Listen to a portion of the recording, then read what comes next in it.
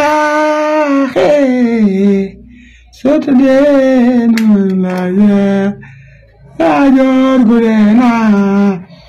ay ndeysaan dama doon ñamal ci baat bu neex bi rek xam nga fan yii yëpp yéen waa APR yéen doon cëpp-cëppi asra jàpp nañ ko magu nganda Madior c'est le ministre de la justice ba lañ takkal balaasa la moom mooy ministre nii de assemblée moom mooy ministre de assemblée jàpp ko toog jaan jàpp ko toog jaan jaan a koy mujje jàpp ko toog jaan jaan a koy mujje jàpp ko toog jaan jàpp ko toog jaan jaan a koy mujje yaa fi indi say baraas la électronique di lonkal nit ñi lonkal boobu essai da ngay testé li nga fi indi woon waaw il faut nga publicité ko nag takk ko essai waaw ba original bi lañ la takkal da ngay takk essai rek bu baaxee nga wax nu Madior loolu nga takkal nit ñi de ba naqariw la bu la naqaree doo góor de yaa ko fi indi takkal nga te yaa ci mujj takk yaa ko fi indi yaa ci mujj takk waaw yow moom wax dëgg yàlla yaa ak Samia Sarr moom rëbës ñu yóbbu leen rëbës moom yéen a yem kenn waru cee mer kii de Tahirou Sarr astaghfirullah Samia Sarr na ma baal Tahirou man yóbbu rëbës te moom rëbës moom wata am lu ko naqari waaye yow mi fi indi see bracelet taxaw ci assemblée bii présenté ko ñëpp tàccu la keroog tey buñ la ci takkalee wax dëgg yàlla nag def nañ lu rafet justice def ngeen lu rafet jël ngeen alale jàmbur jox ko borom Madior nag moom bracelet xam na li ciy bracelet moo xam njëgu bracelet buñ ko takkalee bracelet war nañ koo takkal bracelet ay waay baat sa dellu na ca ndaala waay baat sa dellu na ca ndaala bracelet dem na këram jox ngeen ko lu miina waaw jox ngeen Ismaïla lu miin yéen Ismaïla tëju leen ko kasa ndax moom bracelet moo ko fi indi xam na bracelet Sénégal de yàlla moom ku jar a ragal la barke yàlla li muy def nii yàlla ku jar a ragal la ila ki fi indi ñàkk Covid 19 benn moom it wax dëgg yàlla de daa mel ne amul jàmm de Madior moom ay bracelet lay indi waaw Madior ay bracelet lay indi takkal nañ ko bracelet ay mbokkam di xultu waaw bracelet yaa indi say bracelet présenté say bracelet ñu takkal la bracelet say mbokk lu ñu mer jubal jubbanti maa ngi doog a xam ne jubal jubbanti am na nag barke Serigne Saliou Mbacké réew mi teg ngeen ko ci yoon de réew mi nag dëgg maa ngi doog a xam tax ñu naan tubaab bi dañoo am démocratie waaye ndekk am réew day teg ci yoon kenn ku ne la nga mérito ñu jox la ko Ismaïla nag wax dëgg yàlla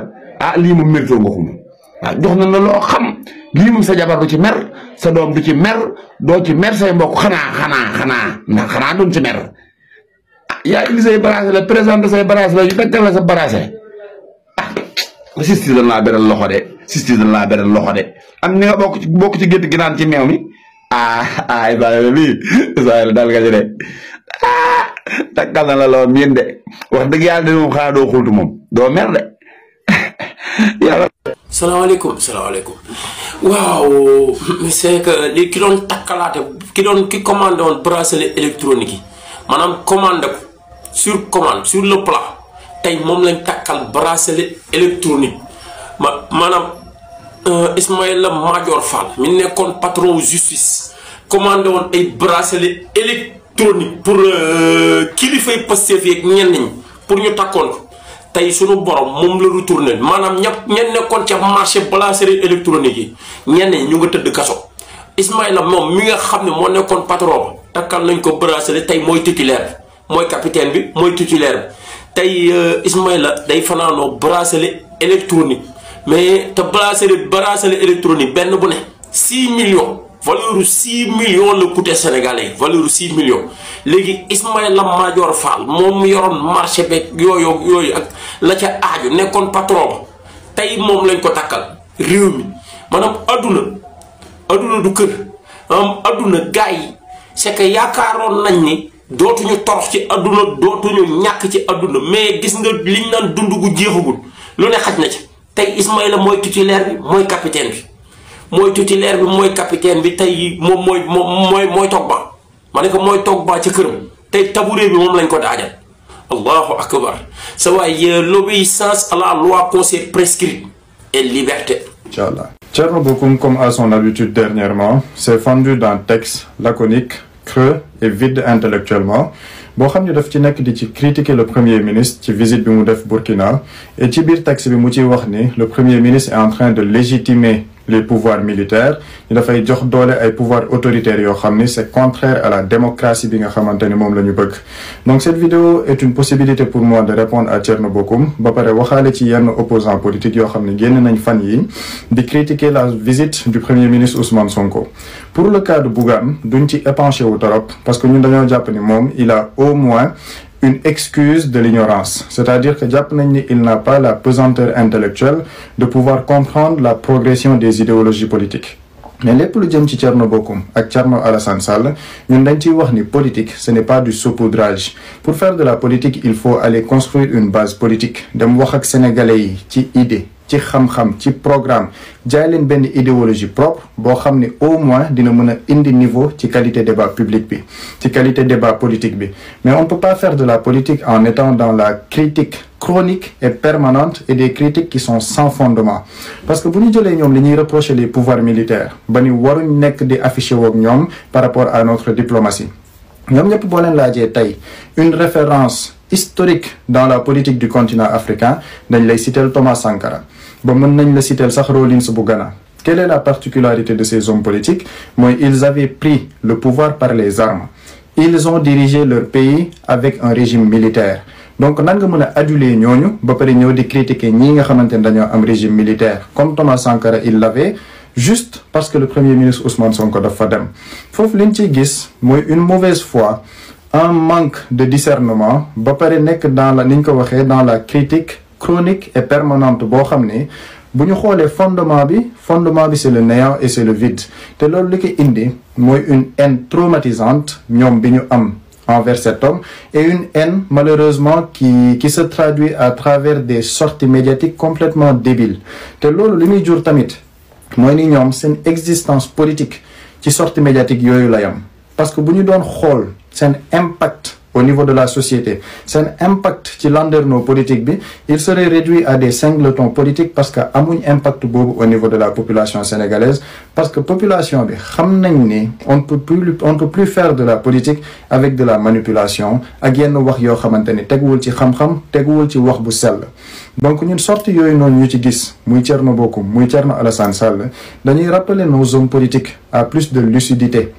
ñu jéem a góorgóorlu apporter une contribution qualitative au débat public parce que loolu la Sénégalais di xaar. Il y a énormément de choses à dire par rapport à la relance de notre économie, par rapport à la politique des investissements, par rapport à un secteur privé bu ñu bëgg gën a jox doole, notre politique agricole, notre politique sanitaire ak leneen lu ñu mën a waxtaanee ci biir réew mi. Mais on ne peut pas toujours mettre le focus sur un homme, le premier ministre Ousmane Sonko boo xam ne peut-être il est à un niveau boo xamante ni en termes de responsabilité il n'a pas les mêmes responsabilités que des hommes politiques qui n'ont aucune base budul nekk ci télé wala ci ay tweet wala ci ay texte di wax ak des sénégalais yoo xamante ni dégluwuñ leen wala joxuñ leen benn crédibilité bi parce que justement intellectuellement production yi ñuy def nit ki du ci jëlee xam-xam du ci jëlee lenn lu dul bañ leen ci naw donc di leen di gën a woo à plus de responsabilité de lucidité mais aussi d'humilité xam ñoom ñooy ñan ci réew mi ban impact la ñu mën a am ci société bi et pour loolu noonu ñu mën ci jóg travailler à créer une base politique solide jéem a def ay ndaje jéem a construire un parti politique qui peut faire face à ce nouveau régime pour une embellie de notre démocratie et pour un niveau du débat public boo xamante ni day qualitatif sénégalais yëpp mën ci jëriñu xalaat bu ndaw boobu lañ ci doon def. élection boobu li ñu ciy comprendre mooy deux choses burkinabé bi jàpp na ni Ousmane Sonko bokk na ci héritier wu Sankara de Burkinabé dëkkul Burkina màggee fa li nga xam ne invité ko mooy ñoom jàpp nañu kii bokk na ci héritier wu Sankara à partir de ce moment moom dafa am benn rôle am mooy un rôle de fédérateur fédérer ñan les peuples wala les idéaux africains yi nga xam ne ñoo nekk en quête de souveraineté.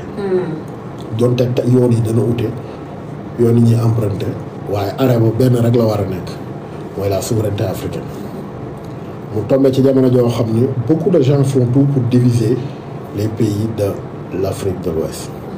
ñu nekk CEDEAO ñu nekk AES am ay nit yuy fay ay influenceurs ay liveurs ay porteurs de voix ñuy def tout pour diviser. Le Sénégal sont les traîtres, Senghor l'avait fait au lendemain des indépendances. Même chose la ñu reprendre. Ils nous avaient promis d'intégrer l'AIS. Ce qui est archi fou, le Sénégal n'a jamais promis d'intégrer l'AIS. Et le premier ministre Ousmane Sonko réaffirmé na ko. Sénégal relation ak France mooy relation ak réew yëpp. looloo ma gën a neex ci discours mooy amul xàjj ak seen. mooy ñun suñu position wala suñu choix ci wàllum diplomatie kenn duñu ko imposer kenn duñu ko tànnal ñooy tànnal suñu bopp tout en respectant nag choix wu des autres woo leen nag ci nan daje doon benn xàccee ndóob dooru ndóob ma wax la fii semaine bale avant muy dem ne la vent bi soufflé récemment yàgg na soufflé en Afrique mais division daan na tax vent bi bu soufflé du am effet mais ren nag ñu ngi am yaakaar ne ku mel ni moom bu comprendre enjeu yi mun na taqee les pays de la CEDEAO ak les pays de l'AES parce que yooyu ay tur la rek AES CEDEAO tur la rek et wax na leen ko bu ngeen génnee CEDEAO leen rek ngeen génne mooy structure politique mais yéen a ngi continuer di bénéficier ci mbooleem lu ñu taqee et loolu dafa war a wëy CEDEAO du noonu AES du noonu CEDEAO rappelé na leen ni moom il est plus que victime de la CEDEAO dañ koy jàpp di ko tëj di violer ay droits am CEDEAO waxu. mais par rapport ak ces propos yooyu léegi yaa ngi dugg vraiment si li nga xam ne moo nekk le fond de cette interview am na sax ñu gis ne le premier ministre Ousmane Sonko dafa rek ñu ngi koy waxee agressé li nga xam ne moo nekk CEDEAO pour ne pas dire dafa critiquer CEDEAO am nu mu tojjee li nga xam ne moo nekk l'AES est-ce que da nga partager aussi même discours yooyu. non Ousmane deful loolu li mu def. mooy dafa rappeler. manquement yam biir CEDEAO moom il a été victime de la CEDEAO de ces manquements ba pare rappeler les pays de l'AES ils ont le choix ils ont la liberté de faire leur choix wax ne ñoom dañuy génn biir CEDEAO Ousmane daa fekk respecter aux autres leur choix tout en affirmant moom li nga xam ne moom mooy choix wu rester biir AES rester biir CEDEAO mais continuer di jëflante ak AES ba gis nag ci entretien bi. un homme qui a mûri bu baax a baax. et si on parlait de l'accoutrement du premier ministre. waaw xam nga maanaam accoutrement bi mën nga ko delloo ni il a fait li nga xam ne mooy benn communication. wax na en tant qu'Africain. maanaam il s'est habillé comme un Africain. tenue traditionnelle sénégalais la sol. waaye mbaxane bi dafay transcender frontières yi da nga koy fekk ci Amadou Toumani Touré. da nga koy fekk ci Blaise Compaoré. donc il s'est habillé en tant qu'Africain. solul tenue boo xam ni mën nga ne c'est un Sénégalais moo sol c'est un Africain lii mun nga gis un président malien sol ko un président nigérien comme un président burkinabé. donc il s'est habillé de telle sorte que ñi koy xool mën identifier jëmm ji xam nga. image dafa am solo. nit ki bu taalee télé xool koo xam ni amul lenn loo koy renvoyer lenn lu muy identifier ci yow mun na la bañ a dégg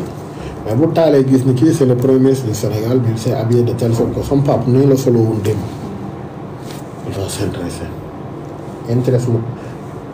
attirer bi ngay attirer attention boobu na tax mu déglu la. donc noonu la PM def benn exercice de communication bu exceptionnel il a défendu li nga xam ne mooy position du Sénégal tout en respectant ñoom ñi nga xam ne ñoom mooy seeni choix et loolu la ñuy xaar ci moom wax naa ni le président Diomaye outil bi gën a mag bi gën a sophistiqué bi mu am pour réussir diplomatie Ousmane Sonko et am na mission bu mag a mag bu xay xaar et jàpp naa ne comprendre na ko te mi ngi ci beneen bi nag ñiy wër di mel ko moom ñu resté si ba tey AES bi CEDEAO bi parce que am na ay intellectuels ak itam même sax ay politiciens yoo xam ne jàpp nañ ni le premier ministre Ousmane Sonko est un premier ministre à surveiller surtout par rapport à ses propos ku mel ni comme Thierno Bocoum moom dafa jàpp ne dama koy citer nee na ce n'est pas qu'on est arrivé au pouvoir de manière démocratique qu'on n'est pas un révolutionnaire ce n'est pas qu'on est arrivé au pouvoir par d'autres moyens qu'on est plus révolutionnaire que d'autres et vice-versa. Il est en train de citer le Premier ministre Ousmane Sonko. Des gens qui arrivent au pouvoir par les armes ont été adulés parce qu'ils ont fait des résultats. Des gens qui sont arrivés par les urnes, ils ont été renversés parce qu'ils n'ont pas fait les résultats. Le plus important, notre rapport avec nos peuples, notre capacité à nous mettre au service de nos peuples et de l'Afrique. Moom dafa rek répété waat li nga xam ne moo nekk les propos yi nga xam ne Ousmane Sonko répondre na ko journaliste par rapport ak l'AES ak CEDEAO. Moom Thierno Bocoum jàpp na ne réponse bi nga xam ne Ousmane Sonko daf ko yëkkati dafa mel ni comme rek koy légitimer li nga xam ne moo nekk confiscation du pouvoir par les militaires. J'ai pas bien compris. Thierno Bocoum moom le fait que Ousmane Sonko répondre aux journalistes que CEDEAO mu ngi fii di mel ni comme kuy légitimer li kii faral ñi nga xam ne moo nekk les présidents yi nga xam ne seen ay mandat jeex na wala sax respecté wul li nga xam ne moo nekk seen ay bëgg-bëgg askan dem na sax ba ne carrément CEDEAO jamono jëloon tëj sa ay opposants yooyu dañoo préféré noppi tey jii bu ñu bëggee jotee rek li nga xam ne moo nekk ñii di les putschistes mel ni comme da leen war a jàppee ay présidents yoo xam ne dañ leen war a abandonné loolu c'est au peuple de décider kii di Thierno Bocoum nag moom dafa jàpp ne le premier ministre Ousmane Sonko n'a pas été prudent par rapport à cette réponse. waaw léegi moom Thierno moom lu mu jàpp ne moom mooy prudence man laa bëgg xam man Thierno Bocoum li mu wax ni dama ci comprendre li mu ci nam en fait. xam nga lan la bëgg wax Thierno Bocoum. Pour faire simple Thierno Bocoum dafa bëgg wax ne que le président Ousmane Sonko dafa war a def attention par rapport ak ses propos mënuñoo tollale kii nga xam ne dañ koo ni ñu koy waxee sax dañ ko élire si ay urne ak koo xam ne dafa këf nguur loolu la Thierno Bocoum bëgg a wax. nguur bi kan moo koy moom. nguur le peuple. le peuple ku mu ko jox wala ku mu àndal rek am nga légitimité. donc ñi nga xam ne dañoo. entre un président wax xaaral rek ci laa ñëw si ku mel ni Thomas Sankara. oui. ñëpp dañ ko def référence en Afrique. oui. il est arrivé au pouvoir par les armes. du dëgg foofu d'accord nañ pourtant ñëpp référence lañ ko moom Bocoum sa référence. mais est-ce que les contextes étaient. ci laay ñëw si il est arrivé au pouvoir par les armes.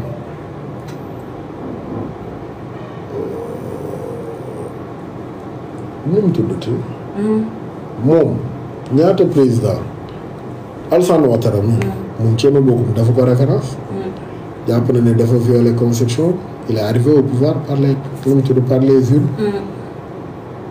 tey réew mi koo wax moom mu ne la nañ ko diril ci mu dem. Alpha Condé. il est arrivé au pouvoir par les urnes. l'importance du ni nga arrivé au pouvoir ni nga yoree pouvoir bi la. moo xam da nga ko arrivé ci arme wala da nga ko arrivé ci maj ngàcce gi li am solo mooy nan nga yoree pouvoir ndax bi nga ko yoree da nga respecter l'état de droit ak le choix de la population wala respecté woo Amadou Toumani Touré dafa arrivé au pouvoir avec les armes. tëgg élection retiré wu dem yoonam ñëwaat dem élection gagné kooku ni mu arrivé au pouvoir baax na wala baaxul rafet na wala rafetul c'est-à-dire yii fi duñ ne nan la arrivé au pouvoir mais nan la yoree pouvoir. Rawlings Bougane nu mu arrivé au pouvoir. mais après dafa organiser waat ay élections. mais n'empêche nan la tey koo wax mu ne la Jerry Rawlings comme référence. mais après dafa organiser. Mohamed Bouhari mii nan la njëkkee arrivé au pouvoir c'est-à-dire man Thierno Bocoum des fois day def li olof di wax naan parler pour ne rien dire. c'est un démocrate et un républicain, Cheikh Ousmane. Bon, c'est des appréciations. Parce que si démocratie. man je me dis que des fois day def parler pour ne rien dire. li mu wax moom la Ousmane Sonko parce que quintessence la Ousmane Sonko wax. mais loolu la ñëpp d'accord yëf yi du ni nga arrivé ni nga ko yoree la moom ñaata yoon la fi xeex régime yoo xam ni par les urnes la ñu arrivé au pouvoir xanaa moom du démocrate. c'est-à-dire Thier day yeewu chaque jour di contredire ay actes yu mu posé dans le passé Thier s'est braqué contre le régime de Abdoulaye Wade qui est arrivé au pouvoir par les urnes. qui voulait briguer benn troisième mandat par les urnes moom nu mu defoon dafa taxaw na ko doo am di manifester woote résistance bu fekkee yow ñeme nga contrer le conseil constitutionnel qui a validé une candidature ne kii candidat la il a le droit de briguer beneen mandat yow nga taxaw na du fi amee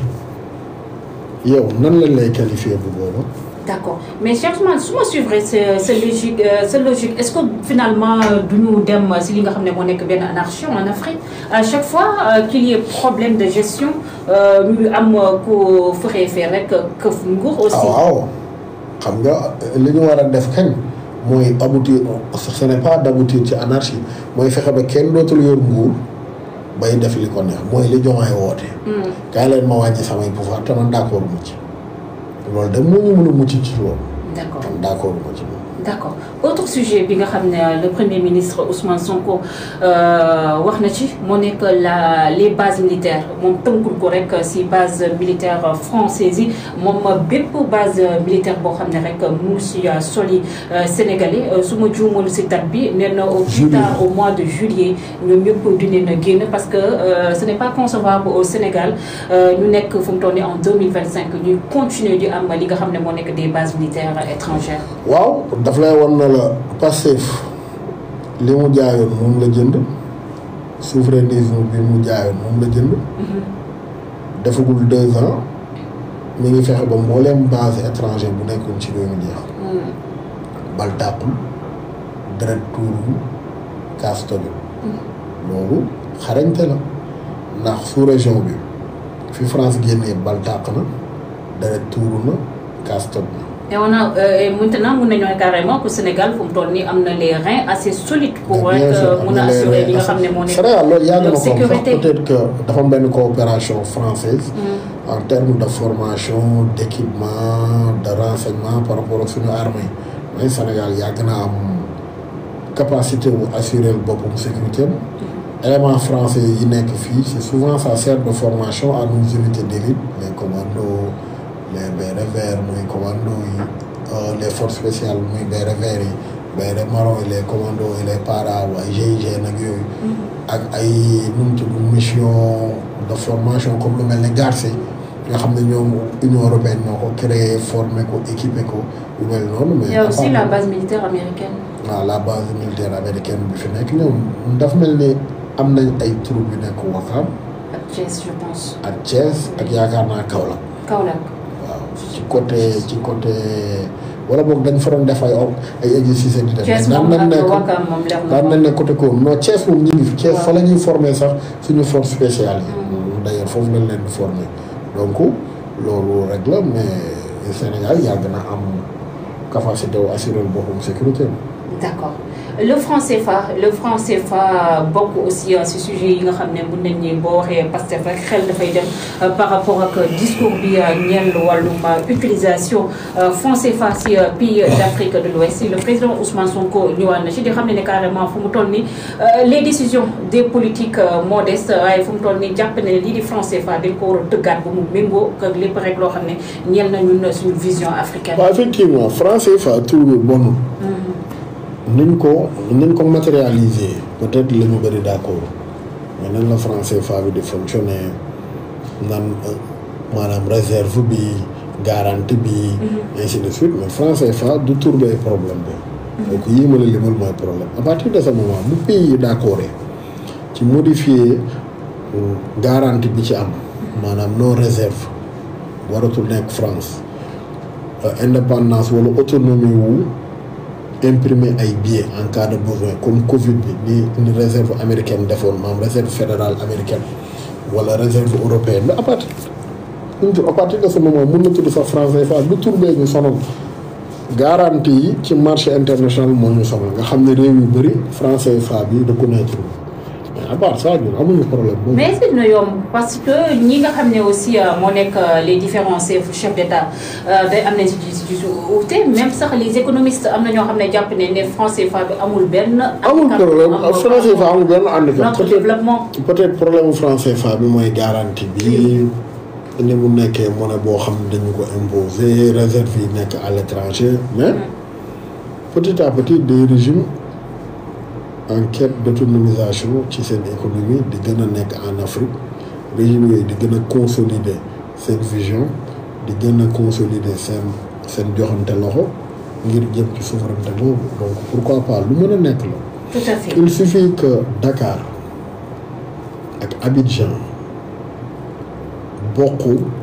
direction. rek ñu réussir surtout Dakar ak Abidjan. C'est important merci beaucoup Cheikh Ousmane visite bi am na aussi coow yu si am parce que gis nañ certains intellectuels yoo xam ne mën na leen wooyee noonu. jàpp ne ni le président Ousmane Sonko dafa rek entaché li nga xam ne moo nekk l'image du Sénégal en se rendant si dëkk boo xam ne ab putschiste moo ko jiite Cheikh Ousmane. Que répondez-vous à ces gens? dof rek. dañoo dof. waaw ay dof lañ de. c'est waay. ñaata putschiste la ñu tàllal tapis rouge. Quand Kadhafi était reçu à Versailles, Kadhafi c'est un putschiste. Il a essayé de faire une grande pompe à Versailles. Saddam Hussein, c'est un putschiste. Il est reçu en grande pompe à Versailles. Comment il s'appelle? Chef militaire, quoi. Dof bi. Dof ba ca. baal ma bàyyi. Chef militaire ma ca fële c'est-à-dire dafa bëri. Il faut aussi rappeler Blaise Compaoré était aussi un grand ami du président Macky Sall. waaye déedéet Blaise Compaoré dafa sori. ñaata président africain fi ñoo fi nekk kii waaye borom Rwanda. kii Kagame bi ñu def héros. cosaanam lan la c'est-à-dire faut que nit ñi bàyyi seen vouloir diaboliser ku nos dirigeants. C'est-à-dire am benn fibre patriotique des fois Ousmane Sonko deful benn chef d'état deful. nekkul une première. Le Sénégal a déroulé le tapis rouge à Ouaille. La majeure partie des putschistes du monde, des dictateurs sanguinaires sax laa yor Saddam, Kadhafi, Hosni Moubarak, Ben Ali, ainsi de suite, ainsi de suite. Des fois sax da ngay glorifier ni recevoir nga leen. da nga doon glorifier ni dalal nga leen. donc loolu du fi lu bees Sonko dafa gu fi lu bees ñoom kañ ñoo bëgg a indi lu bees mooy président mooy autorité sénégalaise waroo dem seeti putschiste waroo recevoir putschiste ñoom intellectuels yi ñoo indi lu bees waaye Sonko mu indiwul lu bees comme d'habitude. Finalement est-ce que nekkul c'est la personne d'Ousmane Sonko qui dérange. waaw Ousmane Sonko dafa bëri ñu mu neexut dinaa la wax li tax. pourquoi. dafa sevrer seen gagne-pain. oui. xam nga réew mi dafa bëri woon mag yuy tappale. waaw dañuy yeewu rek dem ci hôtel yi teg la seen tànk jël seen collation dem ngoon ñu ne leen jaaral primature wala jaaral palais jël enveloppe kaki dem toog ba ca créé benn colloque ñu dañuy daje wax jàmm kërën état subventionné toog sa kër tabaski jot ñu wala 4 millions 5 millions 10 millions 20 millions nga encaissé yow ñoo xam ne biñ génnee université ba fi ñu toll nii ils vivent sur le dos du contribuable sénégalais. xamoo loolu benn métier des chômeurs am na ñoo xam ne 2004 la ñu gëj a am métier ils vivent comme des pachas ci ay hôtel lañu dëkk Saint-James Dakar ñi ngi Saly Sénégal ñi ngi Saly bu ñu génnee 8-8 yi dàqee dëkk Almadies Penthouse fi fu ne amuñu métier le contribuable sénégalais moo leen ko defal ak des mercenaires de la plume ñooñu la Sonko sevré moo tax duñ ko mës a bëgg benn moo tax ñuy def le tout pour tàqale ko ak le président ndax foog nañ ne bu ñu ko tàqalee ak le président ñoom mun nañu former benn bloc autour du président dundee waat réew mi ñooñu di dundee réew mi ñoo bëggul Sonko c'est soi-disant commis de l'état yow nan ngay gisee nit ku la ne man maa xam état man maa mun négocier man maa la mun dimbali man maa la mun aider nga toog kooku boo ko gëmee te kooku moo fekk Ablaye Wade bi def 27 ans d'opposition jot le pouvoir li mu liggéey lépp kooku tax ba Ablaye Wade perte pouvoir ci ay conseil kooku ñëw ne la mën naa la conseil nga téye le pouvoir boo ko gëmee rek daf nga ñi ma gis ñuy wër plateau yi naan ñoo xam état ñoo xam ni ñuy téye état ñoo xam ni ñuy conseiller le président de la République te ñoo conseillé Wade ba mu perte le pouvoir ba Karim ñu jël ko exalté ñoom la di ñoom la ñoo fa newoon laajteel rek ñoo conseillé Ablaye ba mu perte le pouvoir PDS tas ñu exilé Karim à Doha Ablaye ne fii ñooñu boo gëmee ni yow mën nañ la dimbali yow président wéro moo tax bi leen Macky Sall tafe jootam loo gis ci la perte le pouvoir. tout à fait ku leen tafit sawet tuddal Diomaye wala Sonko di nga perte le pouvoir c'est soi-disant commis de l'état yooyu danañ ñëw nag ca dialogue ba danañ ñëw jël jéem la woon benn éloquence neex làmmiñ tagg président tagg dara dañoo bëgg toog ca ndab la rek buñ toogee ci ndab li. dañoo bëgg buruxlu. lekk waaw dañoo bëgg buruxlu toog ci ndab li rek gis nga buñ toogee ba lekk. seen yoon newut après nooy perte le pouvoir bi Macky di perte le pouvoir da leen gis. tey ñooy wër di attaquer Macky Sall. d'accord Cheikh Ousmane ñu jeexal visite bi mais il faut suñu beneen aspect jàpp naa boo xam ne moo war a gën a am importance par rapport ak cette visite bi nga xam ne le président Ousmane Sonko effectué na ko foofule le président Ousmane Sonko au-delà de cette interview au-delà de ses discours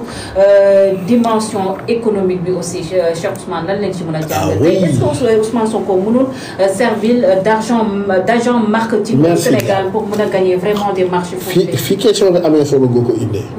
ces commis de l'État yi. ñoo xelaloon Macky Sall ba ñu perte ñun marché wu port yeeg pays AES yooyu seen frais ces soi-disant commis de l'État yi xam état ñoo waroon Macky di ko conseil Macky braqué wu ak waa CEDEAO ba perte entrée bi doon entrée d'argent bi daan am fii yëpp ci Maliens yi pays yooyu nga xam ne amuñu ouverture ci géej gi. par rapport ak seen marchandise léegi ñooñu nee nañ ñoom ñooy wax Sonko nu mu war a def ba réussiraat économiquement réew mi dafa benn groupe boo xam ne njàpp xolo président bu échec ñu la wër te Ablaye Wade wala sax de Abdou Diouf en passant par Wade ba Macky Sall président bu fi échec ñoom nga dégg ku leen déglu it échec léegi yow Ousmane Sonko mais dafa dem réparer li nga xam ne c'est le régime sortant moo ko yàq. mooy apport économique bi ñu réew yooyu mën a amal ay Togo di ko récupérer bul fàtte ñun depuis fort bien longtemps dañ doon xëccoo Côte d'Ivoire li nga xam ne mooy Mali ci wàllum fret yow nga toog di setaan ñooñu jëla jéggi di jaar Mauritanie mu ciy am di ko joxe ji Maroc demal nga récupérer ko loolu donc Ousmane visite bi dafa am impact économique géopolitique culturel ci FESPACO moo tax j'ai beaucoup aimé li mu yóbbaale ministre Khady Diène Gaye xam nga Ousmane bi muy tudd naan laaj yi et le curé loolu ñëpp seetaan nañ ko TV5 FESPACO ni mu avancé woon nga xam ne dañ naan wax ne ci wàllum cinématographie mais Burkina moo ci gënoon avancé laaj yi et le curé loolu ñëpp seetaan nañ Sidiki et Souké ak yeneen série yu mel noonu donc lu Burkina réew la boo xam ne il était bien parti peut-être loolu jàmm gars yi nuyu naa leen ziar naa leen jox naa leen seen wàccuwaay mu mel ne que daan takkale bracelet électronique ya takkal nañ ko ca benn muy Ismaïla Madior kon ngeen xam ne léegi lu waay di def rek nay lu rafet ndax Ismaïla Madior la mu yéene woon Sénégal yi moo ko dal ndax El Malick Ndiaye moom takkaloon bracelet ma nga Dubaay tey jii ànd ak député yu baree bari di liggéey bu am solo ñu mën caa leen Serigne Cheikh Thioro Mbacké keneen ka ca topp mooy Waly Diouf Bodian jàmbaar ji patriote bu mag bi gis nañ mu takkaloñ ko bracelet tey jii mooy directeur port foo ko neex dem ci àddina bi Ismaïla Madior nag yàlla wàcc na ca kawam kon nag nangu leen dogalu bi yàlla yéen waa APR waaye ni ma leen gisee nag dafa mel ne yéen gàcc moom da ngeen ko ruy naan dara sëfu leen waaye nag da ngeen xam ne la ngeen leble woon dong lañ leen di fay Ismaïla Madior mii man la doon sama yéene mooy comme que dañ ko doon koromp dañ ko doon ger ñu jàpp ko ger tëj mandat dépôt man damaa gëm ne dañ ko waroon a mandat dépôt waaye yoon nag moo xam li muy def ba tax mu takk ko bracelet man nag mënu na ma ko wér waaye li ma wér te wóor mooy dañ ko waroon a ñamal kaso ba mu xam fi mu doon dugal doomi jàmbur yi moom Ismaïla Madior Fall ba mu xam ne def na ngan di maami erreur ñaata doomi jàmbur lañ dugal ci kaso bi ko ci ndigalul Ismaïla Madior Fall mii bi mu koy def amul benn yërmande ci Sénégalais yi kon bu kenn am yërmande ci Ismaïla Madior man li ma bëggoon tey njóobu ko Sambour 14 tey Ismaïla Madior loo doon sama yéene man Sambour 14 laa yéene woon moom faane fa ñey moromam ndax ka ko doon gere nga fa moom mi doon gerkee waroon na koo mën a fekke man loolu laa gëm man loolu laa gëm dañoo war a jël Ismaïla Madior mandat dépp ko waaye Ndeye Saly Dieng it bu leen ko fàtte joxe na 57 millions te assemblée la taxaw ne dañ maa diffamé moo tax ma ne la leader yi APR yi dañoo war a jàpp ñëpp dóor ci kaso bi wëri la ñuy def na Macky Sall doon def yellu na koo ci jàpp am na lu mu def barke Serigne Touba koo ci jàpp rek def na tooxi doone waaw yow yoreloo kenn looy joxe caution 57 millions looy joxe benn bi topp gars yi Assoura Fall Kayre suba la ñuy taxaw en tribunal Dakar di woo patriote yëpp ñëw su ñu la Kayre 200V suñu rakk ju baax la di ñaan suñu borom teggil ko natt bi naka noonu ñu ngi nuyu El Malick Ndiaye ma nga xam ne ma nga ca Dubaay yi ndeysaan di liggéey bu am solo ànd ko Cheikh Thioro Mbacké di leen wax nag namu leen ñibbi si leen da ngeen a wéetal réew mi wax dëgg yàlla image yi ngeen gis ca Dubaay la gaa yaa ngi koy wàccee barke Seydina Mouhamed lii mooy député waaye député boo xam ne saa yoo amee feet roñi caga yóbbu déedéet loolu taxul ñuy wax député de ñii ñooy député yi waaw tapis rouge lañ leen lalal Dubaay tapis rouge cëm ki man ak ki jéem bokkuñ Macky Sall daa jéem ba tële daw dem Maroc tëdd ñii nag dañoo ñëw rek man li ñuy def